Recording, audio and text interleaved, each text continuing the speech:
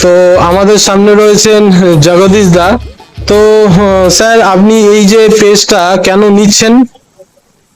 এই জন্য কি আমার দাঁতে ব্যথা ছিল, আচ্ছা যেহেতু বললাম যে আপনি বললেন কি এটা ভালো চলো, মানে এখন বহু ঠিক আছে। আচ্ছা। দাঁতে যে পেট দুবার করি হ্যাঁ। এখন ব্যথা অত বোঝায় না। আচ্ছা, পরে ব্যথা এই নিয়ে কবার নিচ্ছেন পেজটা?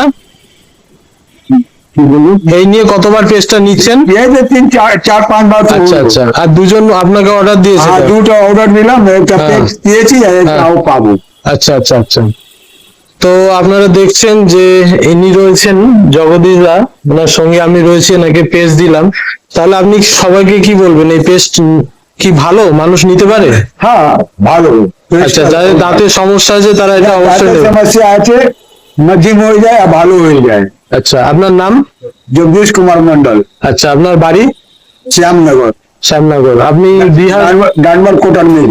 আচ্ছা আচ্ছা আচ্ছা, থ্যাংক ইউ, ধন্যবাদ।